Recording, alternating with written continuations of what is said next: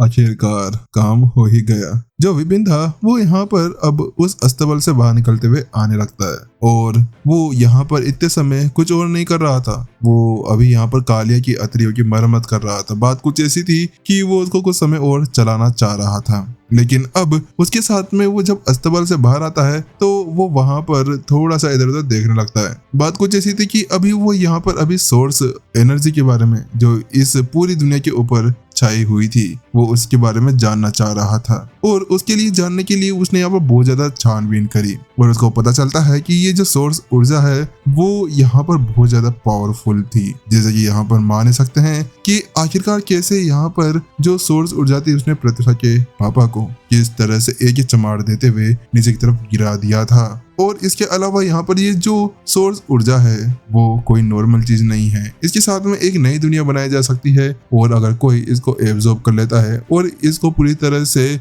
साफ कर कर इसको अपने अंदर रख लेता है तो उसके बाद में कोई भी बहुत ज्यादा पावरफुल हो सकता था। आखिरकार अब विपिन को वो वाली बातें याद आने लगती है कि जैसे यहाँ पर उसका जो छोटा चूजा था वो किस तरह से वहां पर एक पुनर्जन्म ले पाया था। बात कुछ ऐसी थी कि ये जो ताकत थी ये थी इतनी ज्यादा पावरफुल कि यहाँ पर जो छोटा चूजा था वो उसके सामने कुछ कर ही नहीं पाया। आखिरकार वो कर कैसे पाता, ये चीज बहुत ज्यादा खतरनाक हो चुकी थी। इसी वजह से अब विपिन का जो एक मेन मोटिव था अकेडमी के अंदर जाने का वो यहाँ पर ये नहीं था कि वो वहां जाकर रम्या का पूरी तरह से ध्यान रखेगा, उसके लिए हर एक काम करा करेगा। नहीं नहीं भाई, यहाँ पर वो कोई छुरे भी नहीं छेड़ना चाहता था क्योंकि सभी को पता है कि विपिन एक सख्त लौंडा है और वो यहाँ पर ऐसे ही फालतू की चीजें नहीं करा करता है। बात कुछ ऐसी थी कि वो वहां जाकर कुछ साधना टेक्निक्स लेना चाह रहा था ताकि वो अपनी साधना को आगे बढ़ा सके और इसके अलावा उसको एक चांस भी चाहिए था कि वो इस नई दुनिया के अंदर आकर यहाँ पर अपने आप को सेटल कर सके, क्योंकि ऐसा था नहीं ना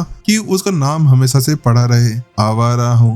और इसी वजह से वो यहाँ पर एक अपना आधार कार्ड ही बनवाना चाह रहा था। आखिरकार वो कब तक ऐसा कहेगा कि मैं आवारा हूँ। और एक और चीज जो सबसे ज्यादा इम्पोर्टेंट थी वो थी यहाँ पर उसकी स्वर्ग की लाइब्रेरी। स्वर्ग की लाइब्रेरी को यहाँ पर उसे अपग्रेड करना था।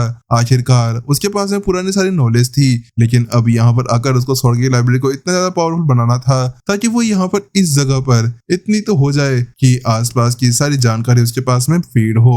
अगर ऐसा हुआ तो उसके बाद में उसकी जो साधना है उसको बढ़ने से कोई रोक नहीं सकता था। ये सोचते हुए आखिरकार अब वो जल्द ही वापस से अस्तबल के अंदर भी लौट आया था और वहां पर जैसे वो लौटता है तो उसके साथ में वो अपने सामने का नजारा देखकर पूरी तरह से हैरान हो चुका था, क्योंकि उसका आलसी कालिया अभी तक भी जमीन के ऊपर गिरा हुआ था। विपिन कहता है, कालिया ये क्या कर रहे हो तुम, जाओ थोड़ी बहुत एक्सरसाइज करो। लेकिन उसके साथ में जो कालिया था वो जल्दी से वहां पर उठ खड़ा होता है और बिल्कुल कुत्तों के जैसे उछल कूद करने लगता है। उसकी पूंछ पूरी तरह से तेजी से हिलने लगती है और उसकी जेब बाहर निकल चुकी थी। वो यहाँ पर विपिन के साथ में खेलना चाह रहा था, लेकिन उसको यहाँ पर अपनी तरफ आते हुए देखकर विपिन कहने लगता है, दूर दूर दूर रे, तेरे अंदर से बहुत ज्यादा बदबू आ रही है। कालिया मेरे पास में बिल्कुल भी अटकने की कोशिश भी मत करना, मैं यहाँ पर बहुत बुरा मारूंगा तुझे। आखिरकार यहाँ पर जो कालिया था वो बहुत ज्यादा बुरी तरह सड़ चुका था। उसको देखने के साथ विपिन कहने लगता है, ये गर्मी बहुत ज्यादा तेज है।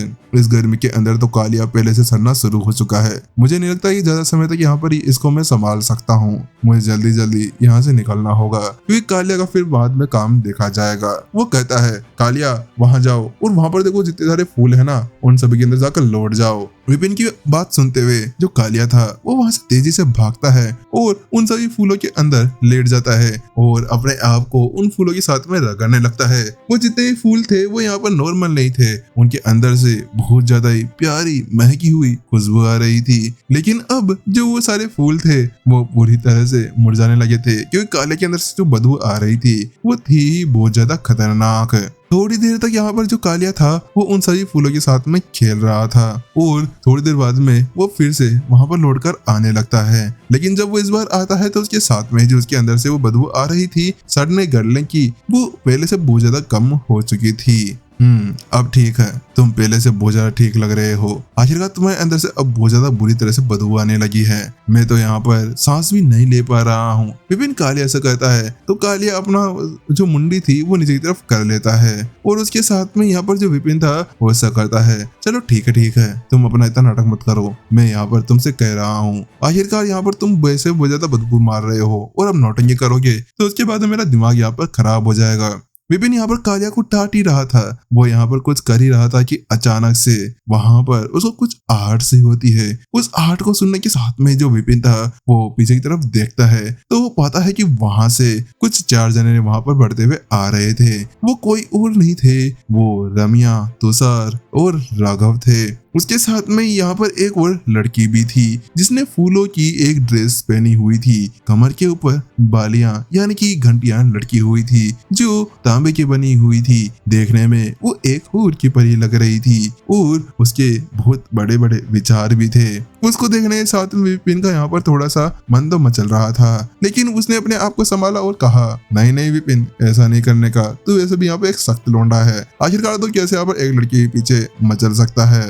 लेकिन वहीं जहाँ पर विपिन उसको देख रहा था, निहार रहा था, वहीं दूसरी तरफ रम्या, तुमने मुझसे वादा किया था कि आज मैं यहाँ पर तुम्हारे कालिया कि यहाँ पर सवारी करने वाला हूँ। आखिरकार तुमने मुझसे वादा किया था, अब तुम उसको तोड़ नहीं सकती हो। वो जो लड़की यहाँ पर उन तीनों के साथ में आई थी वो उससे कहने लगती है, वो अभी यहाँ पर अभी रम्या का हाथ पकड़े हुए थी तो रम्या उसके हाथ को पकड़ते हुए कहती है, हाँ हाँ बिल्कुल, तुम चिंता मत करो नंदिनी, तुम आराम से यहाँ पर उस घोड़े की सवारी कर सकती हो। वहाँ पर वो उससे कहती है, लेकिन कहते कहते ही वो रुक जाती है और कहने लगती है, लेकिन नंदिनी मैं तुम्हें एक बात पहले बता देती हूँ, मैं तुम्हें पहले से वार्निंग देना चाहती हूँ कि ये जो घोड़ा है ना ये बहुत ज्यादा जिद्दी है, ये कालिया मेरी बात भी नहीं मानता है, इसके साथ में रहना बहुत ज्यादा मुश्किल है, तो इसी वजह से तुम्हें अपना ध्यान रखना होगा। आखिरकार यहाँ पर मैं नहीं चाहती कि तुम्हें किसी तरह से चोट लग जाए। लेकिन वहीं उसकी वो बात सुनने के साथ में जो नंदिनी थी वो उससे कहने लगती है, क्या तुम मुझसे क्या कहना चाहती हो? आखिरकार रम्या, कहीं तुम मुझको यहाँ पर इसको चलाने से रोक तो नहीं रही हो? तुम्हें मैं पहले ही बता देती हूँ और तुम्हें पहले से ये पता होगा ना कि मैंने पहले से ही अपनी जो सोर्स ऊर्जा है उसके सोर्स दुनिया को एक्टिवेट कर लिया है और अब मैं आखिरकार एक साधक बन चुकी हूँ, तो मुझे यहाँ पर इस घोड़े से डरने की कोई भी जरूरत नहीं है। जो नंदिनी थी वो यहाँ पर बड़े ही एटीट्यूड के अंदर आती है और वहाँ पर वो रम्या से कहने लगती है, लेकिन जब रम्या उसकी वो बात सुनती है तो उसके साथ में अपनी मुट्ठी बीसती है और मन में कहने लगती है, ये लड़की कहना क्या चाहती है कि मैंने अभी तक यहाँ पर अपना सोर्स पूल एक्टिवेट नहीं किया था तो इसी वजह से नाटक कर रही थी, लेकिन मैं इसको बताऊंगी कि मैंने भी आखिरकार अब यहाँ पर अपना सोर्स पूल एक्टिवेट कर लिया है, बस एक बार मैं अपना टेस्ट दे लूं, उसके बाद में इसको मैं बताना चाह रही हूँ। उसके साथ में अब रम्या अपने गुस्से को दबाती है और कहने लगती है, जाओ जाकर वहां पर कालिया को लेकर आओ। रम्या के कहने के साथ में जो राघव था वो आगे बढ़ता है और कहने लगता है, विपिन जल्दी जाओ और कालिया को लेकर आओ। उसके साथ में जो विपिन था वो अपना सरी लाता है और उसके साथ में ही वो वहां से चला जाता है और कालिया को ले आता है। लेकिन जब यहाँ पर विपिन उस कालिया को वहां पर लेकर ही आता है कि उसके साथ में नंदिनी आगे बढ़ती है और उसके साथ में ही उसकी आंखों के अंदर चमक थी। वो कहने लगती है, अच्छा तो तुम हो कालिया। उसके साथ में वो आगे बढ़कर सीधा उसको टच करने वाली थी, लेकिन जब वो उसको टच करने जा ही रही थी कि उसी बीच रम्या जोर से चिल्लाती है, नहीं रुको नंदिनी, उसके पास से मत जाना, वो ज्यादा खतरनाक हो सकता है। यहाँ पर जो रम्या थी उसकी दिल की धड़कन तो पूरी तरह से रुक चुकी थी। वो यहाँ पर नहीं चाहती थी कि जो उसके साथ में हुआ था पहली बार जब उसके साथ में कालिया आया था तो उस वक्त उसके साथ में क्या हुआ था, कालिया ने उसको एक दे चप्पल की दे मारी थी मुंह पर और उसका पूरा हुलिया ही बिगड़ गया था। वो ये नहीं चाहती थी कि यहाँ पर जो नंदिनी है उसके साथ में भी ऐसा कुछ हो, क्योंकि एक बार अगर उसको कुछ हो जाता है तो उसके साथ में ही जो उसका पूरा परिवार है वो खत्म हो जाएगा। क्योंकि नंदिनी की जो फैमिली है वो कोई नॉर्मल फैमिली नहीं थी, वो बहुत ज्यादा ही पावरफुल थी। अगर उसको कुछ हो जाता है तो उसके साथ में ही बेचारी रम्या की तो पूरी तरह से जिंदगी खराब हो जानी थी। लेकिन जब वो यहाँ पर ऐसे सब कह ही रही थी कि अचानक से उसकी आंखें फटी की फटी रह जाती है। वो अपने सामने का नजारा देखती है, वहीं दूसरी तरफ तुषार और राघव दोनों का भी यही सीन था, क्योंकि उनका सामने का नजारा था ही कुछ ऐसा। वहां पर जो कालिया था वो अपने सर को रम्या के साथ में सटाने लगता है और ऐसा करने लगता है जैसे वो एक पालतू कुत्ता हो और वो अपनी जीभ से उसको चाटने की कोशिश भी करने लगता है। उसको ऐसा करते हुए देखकर रम्या को समझ नहीं आ रहा था कि अभी अभी उसके साथ में क्या हुआ। वो कहती है कैसे ये कैसे हो सकता है, आखिरकार ये कब हुआ, कालिया कब से सुधर गया, कालिया तो बहुत ज्यादा खतरनाक था, ये नहीं हो सकता, मुझे लगता है कि मुझे कोई धोखा हो रहा है। वहीं जब रम्या इसी तरह से समाधि के अंदर ही थी कि उसी बीच यहाँ पर नंदिनी कहने लगती है, रमिया, तुम मुझसे क्या कह रही थी? तुम ये कह रही थी कालिया बहुत ज्यादा खतरनाक है, बहुत भयानक है, लेकिन ये देखो कितना प्यारा बच्चा है। ये तो मुझे कुछ कर भी नहीं रहा है। आखिरकार तुम कैसे इतने ज्यादा प्यारे बच्चे को ऐसे कुछ कह सकती हो? क्या तुम ये चाहती हो कि मैं यहाँ पर इस कालिया के ऊपर ना बैठूं? तुम बहुत ज्यादा बेकार हो लड़की। आखिरकार तुम्हारी इतनी ज्यादा हिम्मत कैसे होगी मुझे डराने की? वहां पर जो नंदिनी थी वो उससे कहने लगती है, लेकिन वहीं दूसरी तरफ उसकी वो बात सुनने के साथ में जो रमिया थी वो उसको समझाने की कोशिश करने लगती है। लेकिन अब रमिया जल्दी ही विपिन की तरफ देखने लगती है और उसके साथ में वो उससे कहने लगती है, विपिन ये क्या है? आखिरकार कालिया को क्या हुआ है? कालिया पूरी तरह चेंज कैसे हो गया? क्योंकि अभी कल परसों तो यहाँ पर ये बहुत ज्यादा खतरनाक था। रमिया को अब यहाँ पर कुछ ना कुछ बहुत ज्यादा खतरनाक गड़बड़ लगने लगती है। तो उसके साथ में विपिन कहने लगता है, नहीं नहीं ऐसा कुछ नहीं है यंग मिस, बात कुछ ऐसी है कि कालिया बहुत ज्यादा अच्छा बच्चा है, मैं इसके साथ में रह रहा हूँ और हम दोनों की यहाँ पर बहुत ज्यादा अच्छी तरह से दोस्ती भी हो चुकी है। लेकिन वहीं जहाँ पर रमिया उससे बात कर रही थी कि नंदिनी कहने लगती है, बस बस बहुत हुआ, मुझे यहाँ पर कालिया के ऊपर बैठना है। उसके साथ में वो जल्दी उसके साइड के अंदर चली जाती है। इस जगह पर जो रमिया थी उसकी हाइट कालिया से थोड़ी सी छोटी पड़ रही थी, लेकिन उसको ऐसा देखते हुए देख राघव कहने लगता है, विपिन जल्दी करो नीचे बैठ जाओ और यहाँ पर जो हमारी मिस नंदिनी है उनको तुम्हारे ऊपर बिठाओ और घोड़े के ऊपर उनको बिठाने की मदद करो। वहां पर जो राघव था वो उससे कहने लगता है। तो उसकी बात सुनने के साथ में विपिन उसको अजीब तरीब से देखने लगता है, क्या मैं वो नीचे झुकूं, वो भी लड़कियों के नीचे? ये कैसे हो सकता है? आखिरकार मैं एक मास्टर टीचर हूँ, मेरी मास्टर टीचर का सम्मान का क्या होगा? और ये बेवकूफ इंसान मेरे को कह रहा है